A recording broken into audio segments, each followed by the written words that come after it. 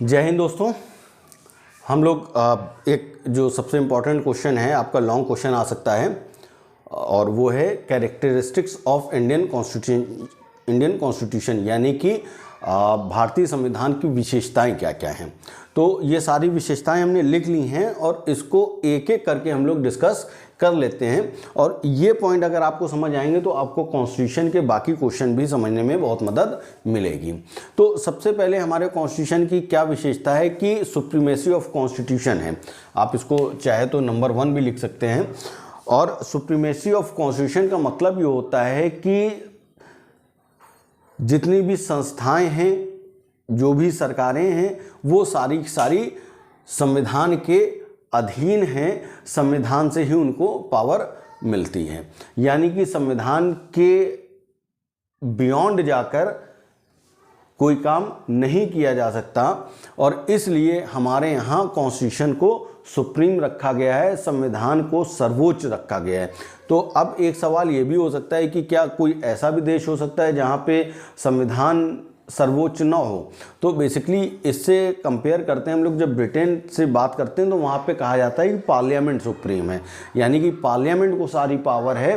क्योंकि उनका constitution written नहीं है, अनरिटन कॉन्स्टिट्यूशन है, इसलिए उनके यहाँ पार्लियामेंट को ज़्यादा पावर दी गई है। हमने संविधान को लिखित रूप में रखा है, बाकायदा एक तरीके से बनाया है, इसलिए हमारे यहाँ संविधान सुप्रीम है। और इसके लिए ये भी है कि जो संविधान बनाने की पावर है, या ये कह लीजिए संविधान की प्रेरणा स्रोत है या संविधान बनाने वाले हैं, वो भारत के लोग हैं। भारत के लोगों ने अपने देश के संविधान को बनाया है, इसलिए संविधान को सुप्रीम सर्वोच्चता दी गई है। अच्छा, तो पहली बात तो ये आपको ये समझ में आ गई कि भाई कॉन्स्टिट्यूशन जो है हमारा वो सुप्रीम है। और सुप्रीम सर्वोच्च होने का मतलब ये है कि देश के अंदर जितनी भी बातें होंगी वो सारी सारी संविधान के हिसाब से होंगी। अगर कोई भी बात, कोई भी कानून, कोई भी आदेश, चाहे वो किसी भी संस्था का हो, चाहे वो सरकार का हो, चाहे वो और किसी दूसरी इंस्टीट्यूशन का हो, संविधान के अगेंस्ट है या संविधान के हिसाब से नहीं है, तो वो संवैधानिक प्रोविज़न नहीं होगा और उसको असंवैधानिक करार दिया जा सकता है। तो कहने का मतलब सिर्फ इतना सा है, आप समझ लेंगे कि हमारे देश को संविधान के हिसाब से ही चलना होगा। ठीक है। अच्छा, दूसरा पॉइंट क्या है? दूसरा पॉइंट ये है कि हमारा कॉन्स्टिट्यूशन जो है रिटन है, और रिटन का मतलब होता है लिखित संविधान। लिखित संविधान का मतलब ये है कि देखिए, जब हम लिखित की बात करते हैं तो जाहिर सी बात है आपके दिमाग में ये भी बात आएगी कि क्या कहीं कोई संविधान अनरिटन भी हो सकता है। तो देखिए, ब्रिटेन का जो संविधान है वो अनरिटन कॉन्स्टिट्यूशन कहा जाता है। और अनरिटन कॉन्स्टिट्यूशन इस सेंस से कहा जाता है कि जिस तरह से हमारे देश में संविधान को लिखने के लिए एक संविधान सभा बनाई गई थी, संविधान सभा ने अपना बहुत डिटेल डिस्कशन के बाद पूरे संविधान को बनाया। ऐसा इंग्लैंड के संविधान के लिए नहीं है, बल्कि उनके संविधान में जो उनके जुडिशियल डिसीजन रहे, पार्लियामेंट के कानून रहे, उन सबको मिला के उनका कॉन्स्टिट्यूशन कहा जाता है। तो अनरिटन कॉन्स्टिट्यूशन का मतलब ये बिल्कुल नहीं है कि वो कहीं पे लिखा हुआ नहीं है, बल्कि जिस तरह से हमने एक सिस्टमैटिक रूप से अपने संविधान को लिखा है, उस तरह से उनका संविधान लिखा हुआ नहीं है। तो जब आप ब्रिटेन की बात करते हैं तो यहाँ पे ब्रिटेन लिख सकते हैं, ब्रिटेन में अनरिटन कॉन्स्टिट्यूशन है। ठीक है, ब्रिटेन में अनरिटन कॉन्स्टिट्यूशन है और हमारे भारत में रिटन कॉन्स्टिट्यूशन है। अच्छा, रिटन कॉन्स्टिट्यूशन होने से क्या फ़र्क है? रिटन कॉन्स्टिट्यूशन होने से मतलब ये है कि हमने आपको बताया ना कि सुप्रीमेसी ऑफ कॉन्स्टिट्यूशन होता है। जब बातें स्पष्ट रूप से लिखी हुई हैं, प्रावधान प्रोविज़न स्पष्ट रूप से लिखे हुए हैं, तब क्या होगा कि आपको इन्हीं प्रावधानों के हिसाब से काम करना होगा। और जब लिखित होगा तो फिर और भी बहुत सारी चीज़ें होंगी। लिखित संविधान होने के क्या फ़ायदे होते हैं? तो सबसे पहली बात तो ये होती है कि जो हमारा जो कॉन्स्टिट्यूशन है एक तरह से कंट्रोल्ड कॉन्स्टिट्यूशन है और इसमें एक तरह से लिमिटेड गवर्नमेंट होती है। लिमिटेड गवर्नमेंट का मतलब ये है कि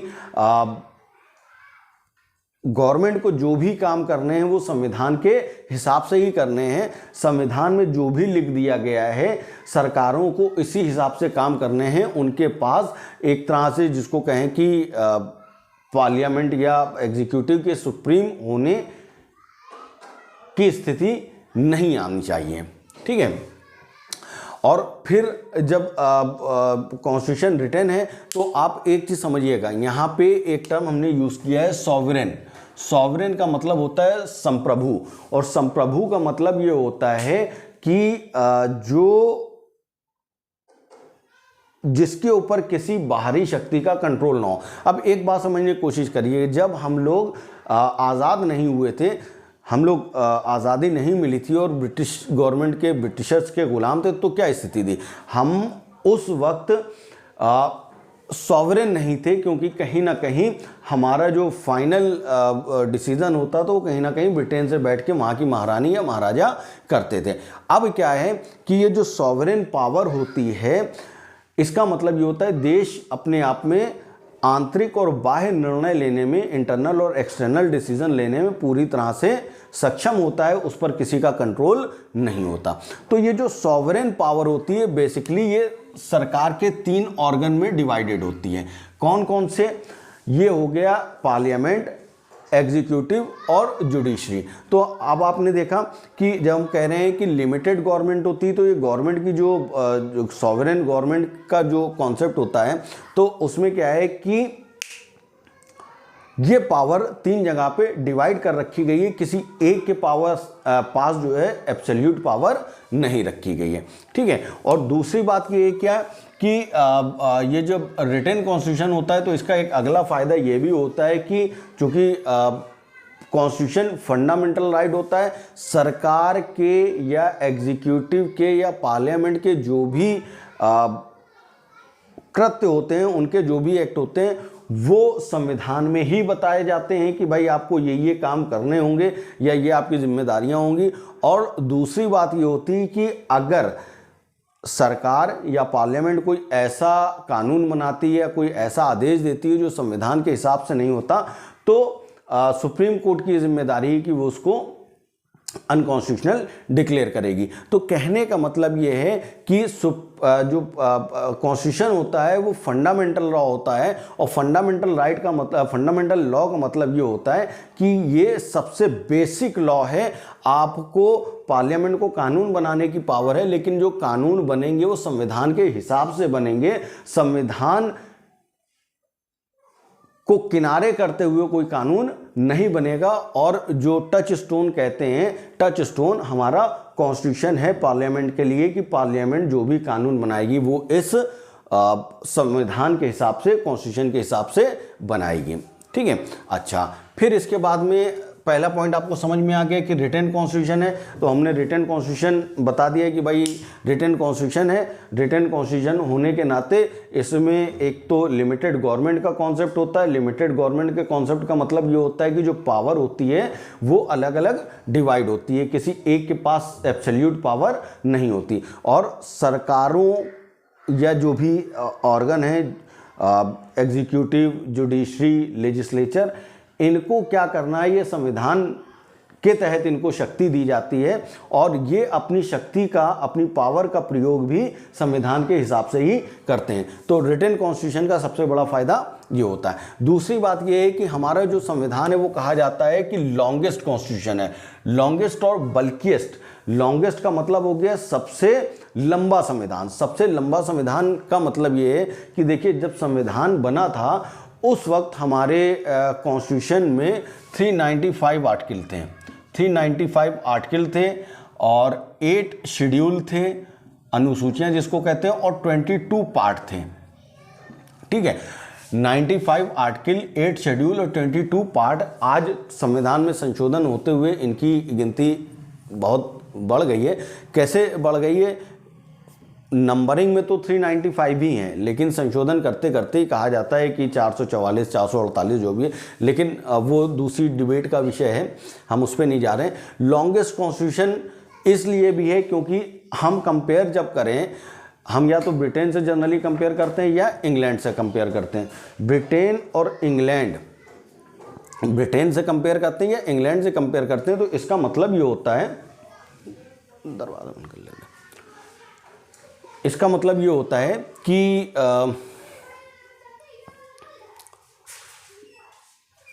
ब्रिटेन का अनरिटन कॉन्स्टिट्यूशन है, जिसको पार्लियामेंट, एक तरह से पार्लियामेंट जो लॉ बनाती है उसी से मिलके उनका कॉन्स्टिट्यूशन बनता है। दूसरा अमेरिका का जो कॉन्स्टिट्यूशन कहते हैं, तो अमेरिका का कॉन्स्टिट्यूशन लॉन्गेस्ट कॉन्स्टिट्यूशन इसलिए नहीं है क्योंकि वहाँ पर जो यूनियन होता है, यानी जो सेंटर होता है, उसका कानून अलग है, उसका कॉन्स्टिट्यूशन अलग है, और जो स्टेट होते हैं उनके लिए अलग कॉन्स्टिट्यूशन है।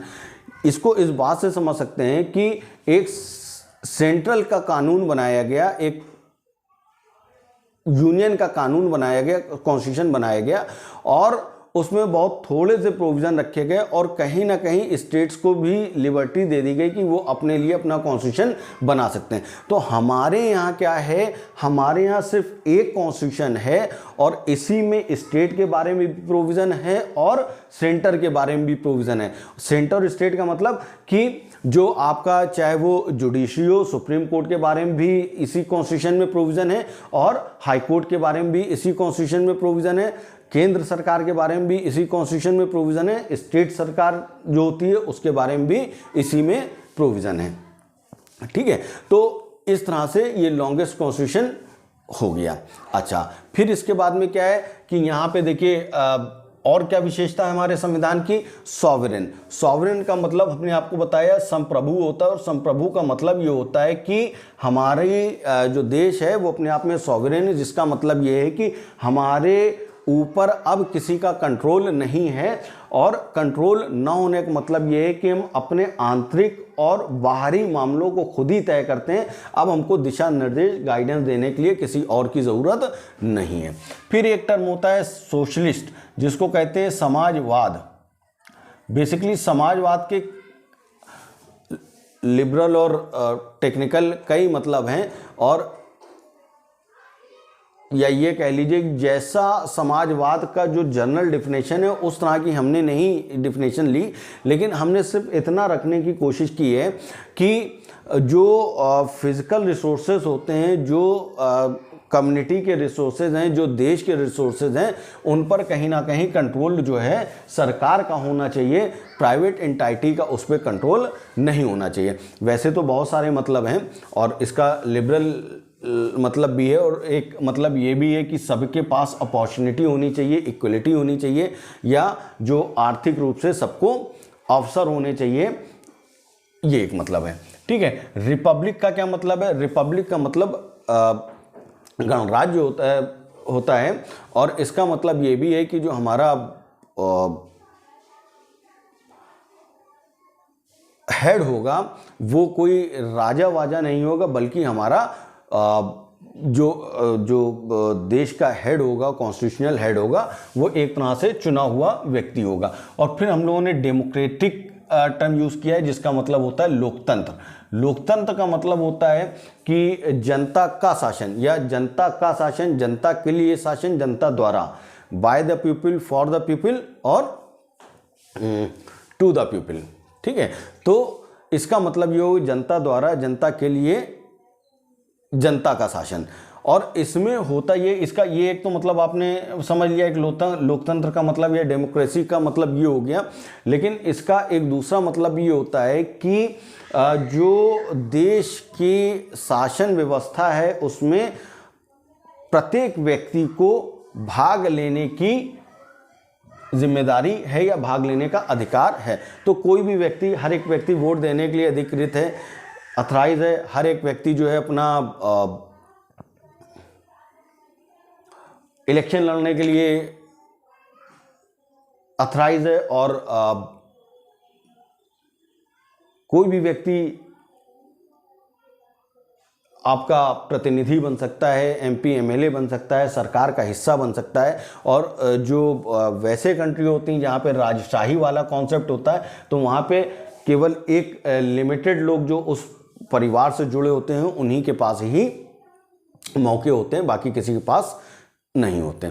अब देखिए फिर इसके बाद में हमारी अगली विशेषता क्या है। पहली आपने देख ली कि भाई सुप्रीमेसी ऑफ कॉन्स्टिट्यूशन हो गया, रिटन कॉन्स्टिट्यूशन हो गया, लॉन्गेस्ट कॉन्स्टिट्यूशन हो गया, और फिर इसमें हमारा देश जो है सॉवरेन है, सोशलिस्ट है, रिपब्लिक है, डेमोक्रेटिक रिपब्लिक है, ये हो गया। फिर इसके बाद में पार्लियामेंट्री फॉर्म ऑफ गवर्नमेंट हो गई। इस पार्लियामेंट्री फॉर्म ऑफ गवर्नमेंट का मतलब ये होता है कि संसदीय, यानी कि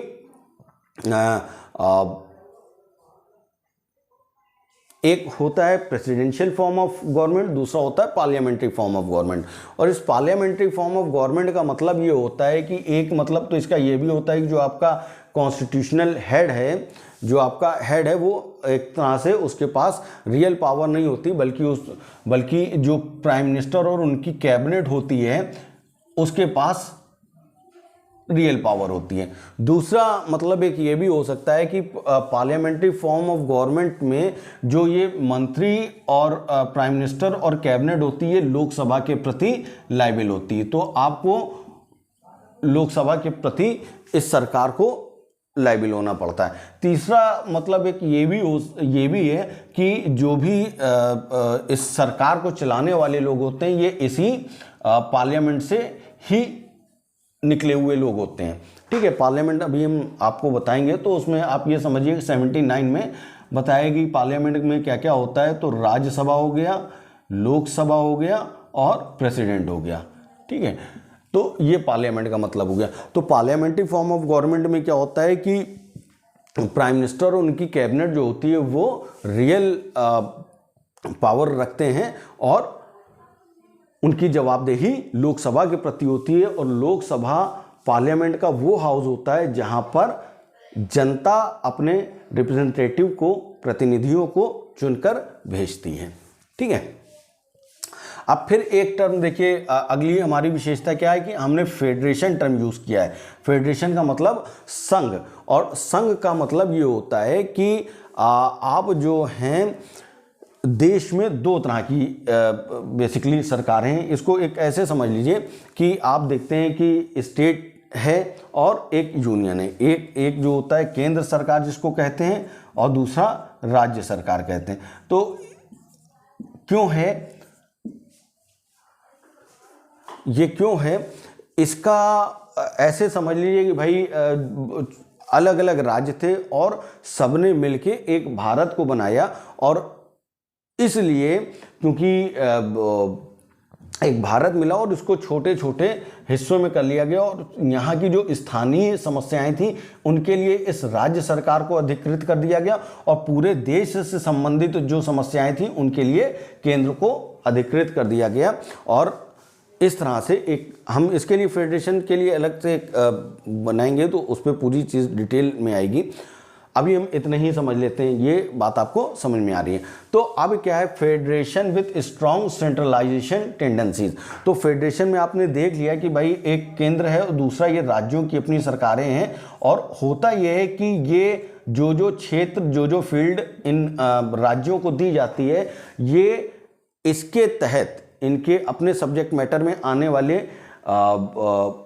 कामों को करने के लिए पूरी तरह से स्वतंत्र होते हैं। इस पर कोई केंद्र सरकार या केंद्र जो है वो कोई हस्तक्षेप नहीं करता। ये कैसे पता चलेगा कि राज्य सरकार का क्या अधिकार है या किन चीज़ों पे वो काम कर सकती है और केंद्र सरकार किस पे काम कर सकती है? तो इसके लिए एक 7 शेड्यूल बना हुआ है जिसको कहते हैं 7वीं अनुसूची। ठीक है, 7वीं अनुसूची में सब बताया गया है कि केंद्र सरकार किस पर काम करेगी, राज्य सरकार किस पर काम करेगी, कौन से वो विषय होंगे, सब्जेक्ट मैटर होंगे जिस पर दोनों काम कर सकते हैं। तो फेडरेशन विथ स्ट्रॉन्ग सेंट्रलाइजेशन का मतलब ये है कि सामान्य दशा में तो राज्य सरकारें जो हैं, जो सब्जेक्ट मैटर इनको अलॉट किया गया उस पर काम करने के लिए पूरी तरह स्वतंत्र हैं। लेकिन ऐसी भी परिस्थितियां हो सकती हैं जहां पर केंद्र को ज़्यादा मजबूत रखने की ज़रूरत है, तो इसलिए हमारे कॉन्स्टिट्यूशन में सेंट्रलाइजेशन की टेंडेंसी रखी गई है। ठीक है, ताकि ज़रूरत पड़े तो केंद्र को मजबूत करके अपने देश की एकता और अखंडता को बरकरार रखा जा सके। ठीक है, तो ये इसमें हम पूरा एक अलग से भी लेक्चर बनाएंगे, उसमें आप कवर कर लेंगे। लेकिन अभी चूंकि हम लोग एक दूसरा ही क्वेश्चन समझ रहे हैं, उसको देखते हैं। फिर उसके बाद में क्या है, एक रिजिडिटी और फ्लेक्सिबिलिटी, यानी कि कठोरता और नम्रता। कठोरता और नम्रता किस बात की? संविधान में संशोधन की। ठीक है, इसका क्या मतलब है? इसका मतलब यह है कि देखिए हमने आपको बताया कि हमारा कॉन्स्टिट्यूशन रिटन है, ब्रिटेन का कॉन्स्टिट्यूशन अनरिटन है, यूएसए यानी कि अमेरिका का भी कॉन्स्टिट्यूशन अनरिटन है, यानी कि जैसा कॉन्स्टिट्यूशन हमारा है वैसा ही कॉन्स्टिट्यूशन यूएसए का है। ठीक है, तो अब है क्या कि हमने अपने कॉन्स्टिट्यूशन में जो संशोधन करने का तरीका है वो ना तो बहुत ज़्यादा कठिन रखा है और ना बहुत ज़्यादा आसान रखा है, या ये कह लें कि कुछ मामलों में उसको बहुत कठिन रखा है और कुछ मामलों में आसान रखा है। अब जैसे हम जब कंपेयर करते हैं ब्रिटेन से, तो ब्रिटेन में आपको मालूम है कि कॉन्स्टिट्यूशन तो सुप्रीम है नहीं, वहाँ पे पार्लियामेंट सुप्रीम है। वो जब चाहते हैं एक नया कानून लाते हैं, बेसिकली कानून जो होता है, पार्लियामेंट जो कानून बनाती वही उनके यहाँ कॉन्स्टिट्यूशन का रूप ले लेता है। तो वो जब चाहते हैं या जब चाहें तो अपने कानून को बनाकर अपने संविधान को चेंज कर सकते हैं। अमेरिका में क्या है? अच्छा, तो इसका मतलब यह हुआ कि ब्रिटेन में कॉन्स्टिट्यूशन में अमेंडमेंट करना ज़्यादा आसान है। अमेरिका में क्या है? अमेरिका में भी कॉन्स्टिट्यूशन में अमेंडमेंट करने का तरीका कठोर रखा गया है, कठिन रखा गया है, इसलिए आसानी से वहाँ पे भी कॉन्स्टिट्यूशन में अमेंडमेंट नहीं हो पाते। हमने क्या रखा है? हमने दोनों का मिक्सचर रखा है और कुछ सब्जेक्ट मैटर को इस तरह से रखा है जिसमें आसानी से अमेंडमेंट किया जा सकता है, और कुछ ऐसे मैटर रखे हैं जो फेडरल सिस्टम से रिलेटेड है, उनमें आसानी से अमेंडमेंट नहीं होता, बल्कि 2/3 मेजॉरिटी से अमेंडमेंट होता है, और साथ साथ राज्यों की सहमति भी ज़रूरी होती, आधे राज्यों की। तो इसीलिए हम ये कह रहे हैं कि हमारे यहाँ जो संविधान में संशोधन करने का तरीका है वो एक यूनिक है।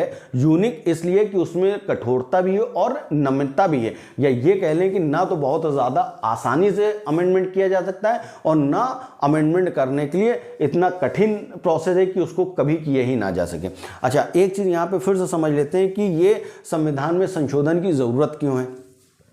तो भाई देखिए, है क्या कि संविधान में कॉन्स्टिट्यूशन में अमेंडमेंट इसलिए ज़रूरी हो जाता है कि अगर आप किसी चीज़ को, जैसे मोबाइल भी है तो उसका अपडेटेड वर्जन आता रहता है, तो समय के साथ, परिस्थितियों के साथ जो बदलती रहती हैं, आपको अपने संविधान को भी अप टू डेट रखना ज़रूरी हो जाता है। क्योंकि अगर अप टू डेट नहीं रखेंगे, अपडेट नहीं रखेंगे, तो जिस तरह से मोबाइल पुराने हो जाते हैं, अभी 2G से 3G, फिर 4G, फिर 5G, उसी तरह से कॉन्स्टिट्यूशन को भी समय के साथ अपने आप को बढ़ाते रहना चाहिए।